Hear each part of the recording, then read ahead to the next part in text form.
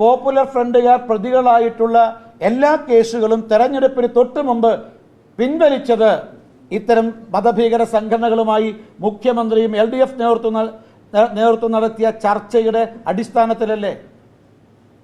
ഇപ്പം തീവ്രവാദ സംഘടനകളെ പ്രീണിപ്പിക്കാൻ ഇവിടെ കേരളത്തിൽ LDF UDF മത്സരിക്കുകയാണ്.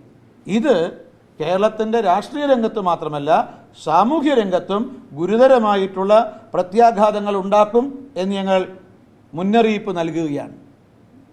അതുകൊണ്ട് കേരളത്തിൽ CPM ആകട്ടെ, കോൺഗ്രസ്സിലാവട്ടെ, LDFിലാകട്ടെ, UDFിലാകട്ടെ, ഞങ്ങളെല്ലാ ദേശസ്നേഹികളോടും മതേതര വിശ്വാസികളോടും ഞങ്ങൾ അഭ്യർത്ഥിക്കുകയാണ്, ഈ മതഭീകര സംഘടനകളുമായിട്ട് രാഷ്ട്രീയ സഖ്യമുണ്ടാക്കുന്ന LDFിനെതിരെ UDFിനെതിരെ വിധിയെഴുതാൻ തയ്യാറാവണം.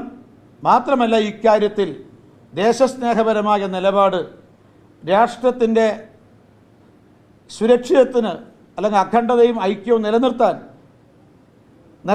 നിലനിർത്തുന്ന ദേശസ്നേഹപരമായ നിലപാട് സ്വീകരിച്ച ദേശീയ ജനാധിപത്യ സഖ്യത്തെ അനുകൂലമായി വോട്ട് രേഖപ്പെടുത്തണമെന്ന് കേരളത്തിലെ ജനങ്ങളോട് ഞങ്ങൾ അഭ്യർത്ഥിക്കുകയാണ്. ഒരു കാര്യം കൂടി സൂചിപ്പിക്കുകയാണ്. ഇപ്പോൾ LDFനും UDFനും ഈ തെരഞ്ഞെടുപ്പിൽ അജണ്ടകളൊന്നുമില്ല. 8 വർഷത്തെ നേട്ടത്തെക്കുറിച്ച് പറയാൻ LDFന് കഴിയില്ല. UDFനെ സംബന്ധിച്ച് അവർക്ക് വികസനം അല്ലെങ്കിൽ ജനക്ഷേമം ഇതൊന്നും അജണ്ടകളിലേ ഇല്ല. അജണ്ടയിൽ ഇതൊന്നുമില്ല.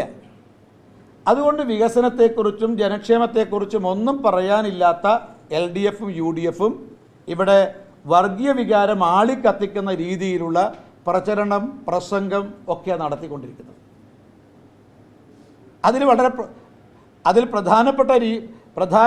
പ്രധാനമായും ഇത്തരം വർഗീയ വികാരങ്ങൾ ആളിക്കത്തിക്കുന്ന പ്രസംഗം നടത്തുന്നത് സാക്ഷാൽ മുഖ്യമന്ത്രിയാണ്. CAA വിരുദ്ധ സമ്മേളനം എല്ലാ ജില്ലകളിലും സംഘടിപ്പിക്കുന്നുണ്ട്. അതിൽ മുഖ്യ പ്രാസംഗികൻ മുഖ്യമന്ത്രിയാണ്. അദ്ദേഹം പറയുന്നത് എന്താ? മുസ്ലിം മതവികാരത്തെ ആളിക്കത്തിക്കാനാണ് അദ്ദേഹത്തിൻ്റെ പ്രസംഗത്തിലൂടെ ശ്രമിക്കുന്നത്. അദ്ദേഹം പറയുന്നു, മുസ്ലിം സമൂഹം ഇന്ത്യയിൽ 2ാം പൗരന്മാരാണ്. മുസ്ലിങ്ങൾ ഇന്ത്യയിൽ അരക്ഷിതരാണ്. 3ാമത് മുസ്ലിങ്ങളുടെ പൗരത്വം റദ്ദ് ചെയ്ത് അവരെ പാകിസ്ഥാനിലേക്ക് അയക്കാനാണ് നരേന്ദ്രമോദി സർക്കാർ ശ്രമിക്കുന്നത്. ഇതാണ് നമ്മുടെ മുഖ്യമന്ത്രിയുടെ പ്രസംഗം. 8 കൊല്ലത്തെ ഭരണനേട്ടങ്ങൾ മുഖ്യമന്ത്രി പറയുന്നില്ല. മുസ്ലിം മതവികാരം ആളിക്കത്തിക്കുകയാണ്. ഇത് തെരഞ്ഞെടുപ്പ് പെരുമാറ്റച്ചട്ടങ്ങളുടെ നഗ്നമായ ലംഘന. ഇപ്പം അച്ഛനും മരുമകനും ഈ തെരഞ്ഞെടുപ്പ് പെരുമാറ്റച്ചട്ടങ്ങൾ ലംഘിച്ചുകൊണ്ടിരിക്കുക. മരുമകൻ കോഴിക്കോട് വെച്ചിട്ട് പെരുമാറ്റച്ചട്ടം ലംഘിച്ചതായിട്ടുള്ള ആരോപണം ഉയർന്നു വന്നത്. പക്ഷേ ഇതൊക്കെ കേരളത്തെ എവിടെ ചെന്ന് എത്തിക്കും? തീർച്ചയായിട്ടും കേരളത്തിലെ ജനങ്ങൾ ജാതി മത വ്യത്യാസത്തിനപ്പുറത്ത് മുഴുവൻ ദേശസ്നേഹികളും ഇതിനെതിരെ പ്രതിഷേധിക്കാൻ തയ്യാറാകും. അവിടെ ജനാധിപത്യ അവകാശം വിനിയോഗിക്കാൻ തയ്യാറാകും. NDAക്ക് അനുകൂലമായി അവർ വോട്ട് രേഖപ്പെടുത്തി ഒരു അത്ഭുതകരമായ രാഷ്ട്രീയ വിജയം BJPക്കും NDAക്കും ഉണ്ടാക്കും എന്നുള്ളതാണ് ഞങ്ങൾ പ്രതീക്ഷിക്കുന്നത്. കേരള സ്റ്റോറി ദൂരദർശൻ ഈ തെരഞ്ഞെടുപ്പ് വേളയിൽ അത് റിലീസ് ചെയ്യുന്നതിനെതിരെ വിവിധ രാഷ്ട്രീയ പാർട്ടികൾ പ്രതിഷേധവുമായി രംഗത്തെത്തിയിട്ടുണ്ട്. എന്താണ് അതിൽ BJPയുടെ നിലപാട്? ഈ ഒരു പേര് അത് വേണ്ടതാണോ? കേരളത്തെ ഒരു ഇകഴ്ത്തലായി മാറി വ്യാഖ്യാനിക്കപ്പെടില്ലേ? അല്ല, കേരള സ്റ്റോറി നേരത്തെ വന്നതാണ്. കേരള സ്റ്റോറി നേരത്തെ ദൂരദർശനിലെ ടെലികാസ്റ്റ് അല്ല, ഈ ദൂരദർശൻ എന്നൊക്കെ പറയുന്നത് സാധാരണ ഇവിടെ ടെലികാസ്റ്റ് ഇവിടെ നേരത്തെ റിലീസ് ചെയ്യപ്പെട്ടിട്ടുള്ള സിനിമകൾ ദൂരദർശനിലൂടെയും കാണിക്കും, മറ്റ് ചാനലുകളിലൂടെയും കാണിക്കാറുണ്ട്. ഇപ്പോൾ തെരഞ്ഞെടുപ്പ് ഓരോ സിനിമയിലും രാഷ്ട്രീയമായിട്ട് ഒരുപാട് പരാമർശങ്ങൾ ഏതൊക്കെ സിനിമയിലുണ്ട്. എന്നാൽ രാഷ്ട്രീയ പരാമർശങ്ങൾ നോക്കിയിട്ടൊന്നും ഇനി പ്രദർശിപ്പിക്കാൻ പാടില്ല എന്ന് രാഷ്ട്രീയ പാർട്ടികൾ പറയുമോ? നിങ്ങൾ നോക്കൂ, രാഷ്ട്രീയ പരാമർശങ്ങൾ എത്ര സിനിമകൾ കേരളത്തിൽ റിലീസായിട്ടുണ്ട്. എന്നാൽ ഇതൊക്കെ നിരോധിക്കേണ്ടതല്ലേ? എന്താ കേരള സ്റ്റോറിക്ക് മാത്രം പ്രത്യേകത? ഇപ്പോഴൊരു സിനിമയുണ്ടാക്കി അത് റിലീസ് ചെയ്ത് അത് ദൂരദർശൻ പ്രസിദ്ധീകരിച്ചിട്ടുണ്ടെങ്കിൽ പറയാമായിരുന്നു. ഇതൊക്കെ LDFനും UDFനും പരാജയ ഭീതി ഉണ്ടായിരിക്കുന്നു. അവർക്ക് പരാജയത്തിൻ്റെ മണം ഇപ്പോൾ ഉണ്ടായിക്കൊണ്ടിരിക്കുകയാണ്. അപ്പോൾ മോദി ഗ്യാരണ്ടി എന്നുള്ളത് കേരളത്തിലെ ജനങ്ങളങ്ങ് സ്വീകരിക്കുകയാണ്. അതുകൊണ്ട് കേരളത്തിൽ ഈ തെരഞ്ഞെടുപ്പോടുകൂടി അത്ഭുതകരമായിട്ടുള്ള അതോടൊപ്പം ഗുണകരമായിട്ടുള്ള ഒരു രാഷ്ട്രീയ മാറ്റം ഉണ്ടാകാൻ പോകുന്നു.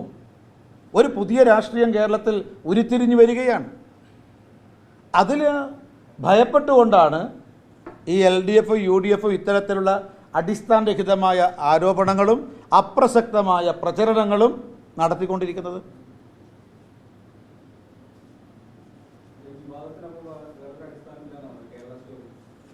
എന്തടിസ്ഥാനം? ഞങ്ങളതിനെ പുച്ഛിച്ചേറുക. എന്നാൽ പിന്നെ എല്ലാ സിനിമകളും നോക്കട്ടെ, രാഷ്ട്രീയ പരാമർശമുള്ള എല്ലാ സിനിമകളും പ്രദർശിപ്പിക്കാൻ പാടില്ല. അത് ദൂരദർശനായാലും പാടില്ല, മറ്റ് ചാനലുകളായാലും പാടില്ല എന്ന തീരുമാനം എടുക്കട്ടെ. അങ്ങനെ അഭിപ്രായമുണ്ട് മാർക്സിസ്റ്റ് പാർട്ടിയും കോൺഗ്രസിലും. ഇതൊക്കെ ആരെ പ്രീതിപ്പെടുത്താൻ, ആരെ പ്രീണിപ്പിക്കാൻ എല്ലാവർക്കും അറിയാം. ഈ പൗരത്വ നിയമ ഭേദഗതിക്കെതിരായി നടത്തിയ അക്രമാസക്തമായ സമരത്തിൽ പങ്കെടുത്ത പോപ്പുലർ ഫ്രണ്ടുകാരുടെ പേരിലെ കേസ് പിൻവലിക്കുന്നത്, അതുപോലെ തന്നെ കേരള സ്റ്റോറിക്കെതിരായിട്ട് വരുന്ന വിമർശനം, ഇതെല്ലാം ഈ മതഭീകര സംഘടനകളെ പ്രീതിപ്പെടുത്താനോ പ്രീണിപ്പിക്കാനോ.